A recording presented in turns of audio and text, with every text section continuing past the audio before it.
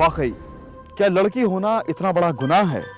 इस निर्भया की दर्दनाक मौत के बाद उसके माँ बाप को एक जंग और लड़नी थी, इंसाफ की जंग। डगर आसान नहीं थी, लेकिन वो कहते हैं ना, दर्द के साथ साथ अगर दर्द को बांटने वाले भी मिल जाएं, तो दर्द का एहसास कुछ कम जरूर हो जाता है।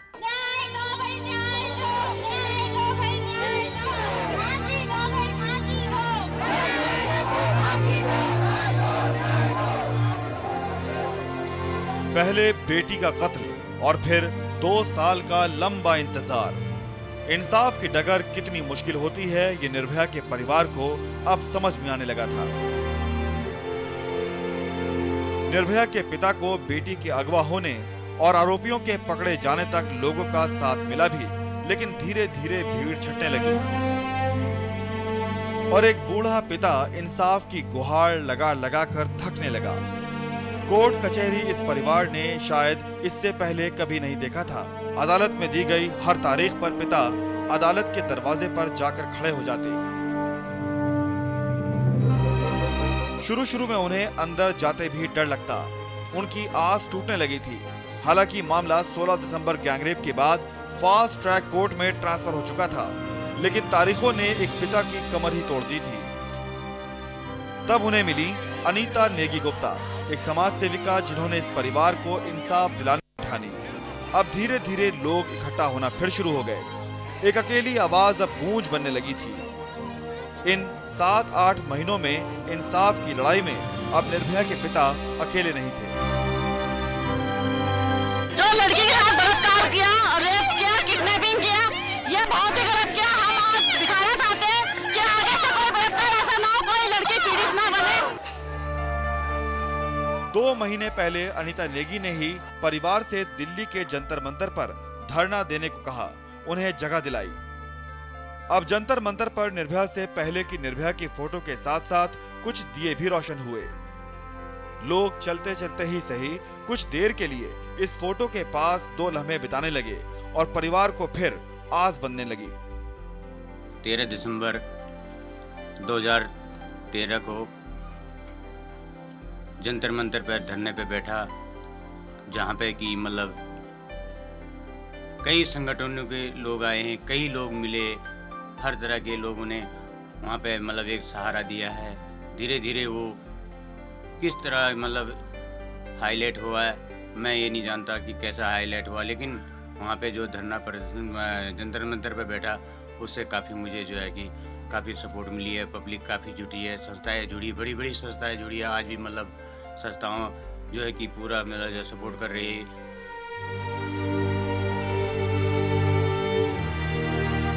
इन जलते हुए दियों के साथ अब परिवार को आस जागने लगी थी कि शायद एक दिन वो आएगा जब उनकी बेटी के गुनहगारों को सख्त सजा जरूर मिलेगी।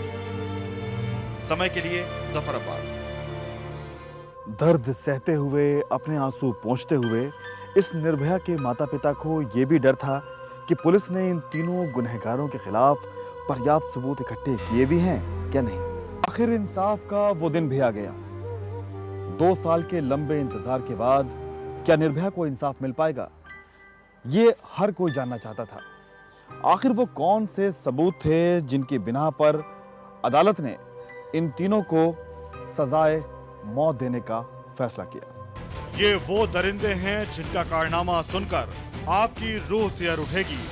इन्होंने दिल्ली के छावला की रहने वाली एक मासूम लड़की को उस वक्त अगवा किया जब वो गुड़गांव से अपने घर लौट रही थी। उसे ऐसी यातनाएं दी गईं जो कोई भी इंसान बर्दाश्त नहीं कर सकता। कार में ये तीनों आरोपी उसे हरियाणा के रेवाड़ी लेकर निकल गए। रास्ते में उन्होंने पीड़िता के साथ कई बार रेप किया। उसे इन दरिंदों ने ऐसी दर्दनाक मौत दी जो शायद कोई अपने दुश्मन के लिए भी तसव्वुर न करे। लेकिन आखिर पुलिस को आरोपियों के खिलाफ क्या सबूत मिले?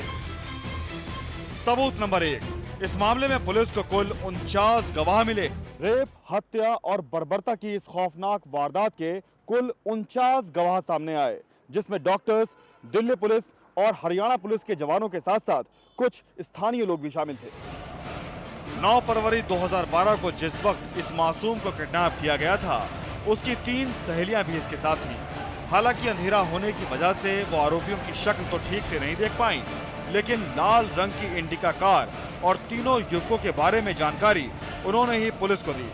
इन 49 गवाहों में वो लोग भी शामिल हैं जिन्होंने लाल रंग की इंडिका कार को हरियाणा की ओर जाते देखा था। वो डॉक्टर्स भी जिन्होंने पीड़िता का पोस्टमार्टम किया, दिल्ली पुलिस के वो जवान जिन्होंने इस केस से संबंधित सबूत जुटाए, हरियाणा पुलिस के वो जवान जिन्होंने रेवाड़ी के करावरा गांव में दिल्ली पुलिस के साथ जाकर लड़की के शव की बरामदगी की। सबूत नंबर 2, आरोपियों की निशानदेही पर शव की बरामदगी। ये दिल्ली पुलिस के पास एक बहुत बड़ा सबूत है। तीनों आरोपियों रवि, राहुल और विनोद की गिरफ्तारी पर ही पुलिस को उस जगह का पता चल पाया जहां इन हैवानों ने मासूम को रेप के बाद उसका बेरहमी से कत्ल किया था। पुलिस को इनकी ही निशानदेही पर पीड़िता की डेड बॉडी हरियाणा के करावरा गांव के रेलवे फाटक के पास एक कीकर के पेड़ के पास सरसों के खेतों से बरामद हुई थी। सबूत नंबर 3, सीएफएसएल रिपोर्ट, कार की पिछली सीट पर मिला आरोपी राहुल का डीएनए।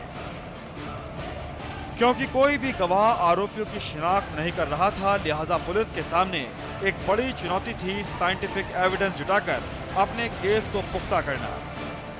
जिस लाल इंडिका कार में आरोपियों ने लड़की को अगवा किया था और उसके साथ गैंगरेप किया था, उस कार से लिए गए नमूनों को सीएफएसएल भेजा गया। कार की पिछली सीट पर मिले नमूनों में आरोपी राहुल का डीएनए मिला।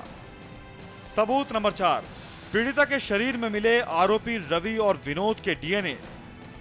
सेंट्रल फॉरेंसिक साइंस लेबोरेटरी की रिपोर्ट में आरोपी रवि और विनोद के डीएनए पीड़िता के शरीर में पाए गए। सबूत नंबर 5, सीएफएसएल रिपोर्ट, पीड़िता के बाल लाल इंडिका कार के अंदर मिले। जांच में कार से लिए गए नमूनों में से पीड़िता के हेयर स्ट्रैंड्स भी मिले, यानी ये बात भी साइंटिफिक तरीके से सिद्ध पाई गई कि लाल रंग की इंडिका कार का इस्तेमाल इस जघन्य अपराध में किया गया। ये कार राहुल चलाता था। सबूत नंबर 6, कार के जैक और पाने पर मिला पीड़िता का खून।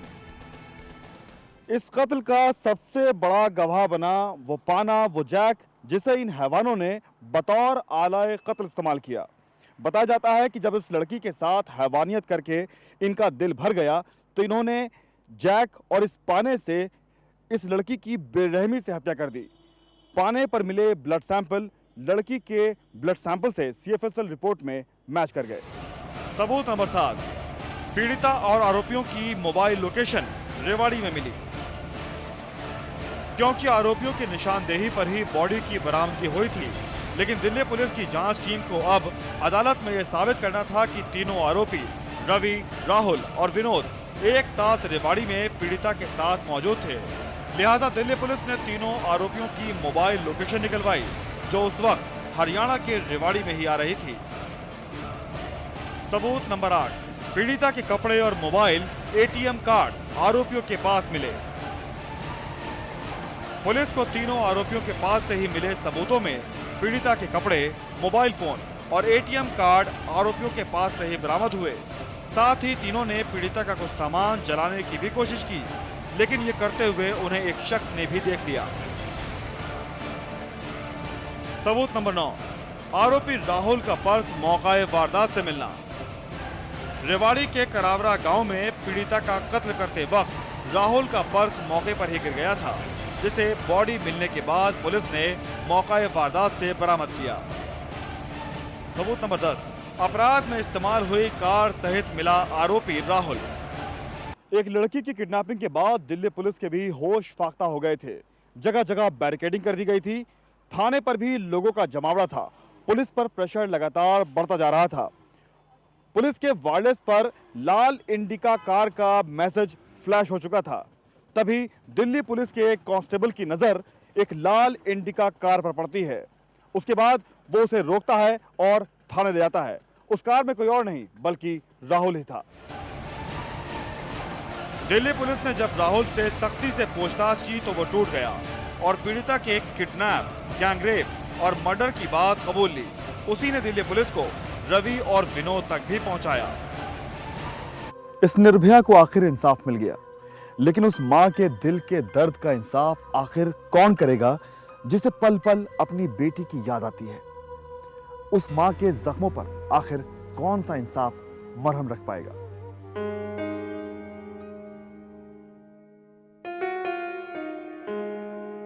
मुझे अब हर बात उसकी मतलब याद आती रहती, क्योंकि एक के पल में नहीं ऐसे हो रहा कि मौत से भी बेहतर।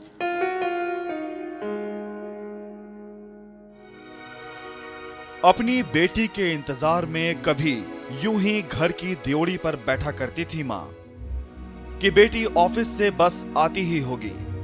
आज इस मां को मालूम है कि उसकी बेटी अब कभी घर नहीं आएगी। मां की बेचैनी आखिर क्यों ना बढ़े? जब मां की नजर उसकी उम्र की लड़कियों पर पड़ती है तो आंखों में समंदर उतर आता है। रो रो के मैंने 2 साल ऐसे काट रखे, क्या बताऊं, कोई हिम्मत नहीं है जीने की उसके बिना। मैं बड़ी मुश्किल से जी रही हूँ, क्या करूं। उसकी सहेलियों को भी देखती तो उसकी याद आती है, सब बातें। लोग शादी के लायक हो गई थी वो भी, आज उसकी सहेलियों की शादी हो रही। मैं भी सोच रही आज मैं भी मतलब उसकी शादी करवाती। यही उसकी याद है, हर बात, सब चीज है उसकी याद। आज एक मां को वो तमाम बातें याद आती हैं जो उसकी बेटी उससे करा करती थी।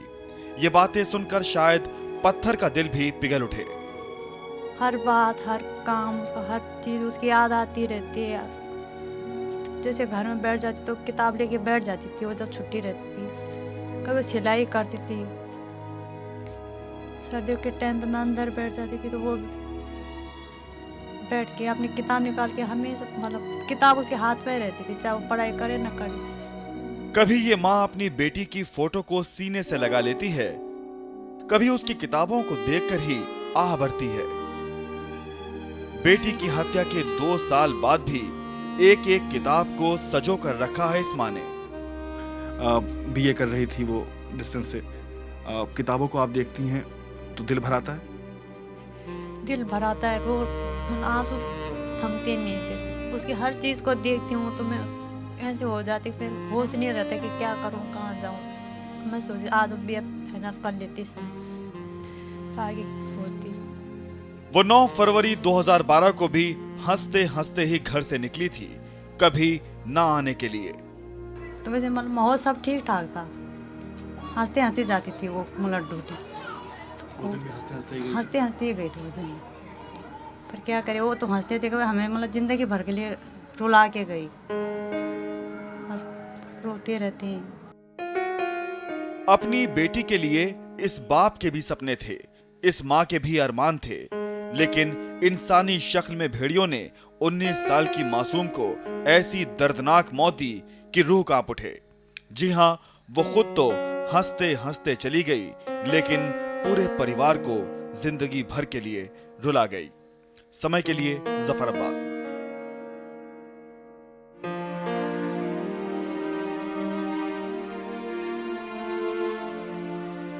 मेरी माँ आज भी मुझे याद करके जार जार रोती है।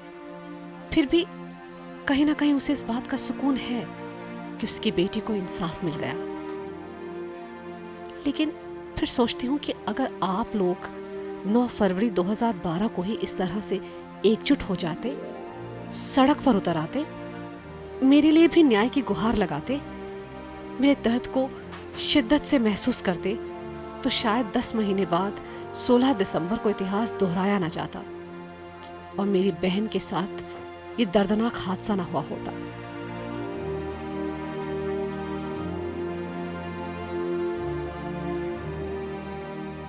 उसके गुनहगारों को भी फांसी की सजा सुनाई जा चुकी है, लेकिन पता नहीं क्यों लगता है कि उनकी सजाओं पर क्या कभी अमल होगा? क्या वाकई उन्हें फांसी पर लटकाया जाएगा? देखिए ना, जिस देश में प्रधानमंत्री के कातिल भी फांसी की सजा से बच जाएं, उस देश में मुझे जैसी लड़कियों के गुनहगारों को फांसी पर लटकाया जा सकेगा? क्या ये हो पाएगा? ये सवाल मेरी बेबसी में तड़प रहा है। क्या करूं? इस निर्भया को आज भी डर सा लगता है।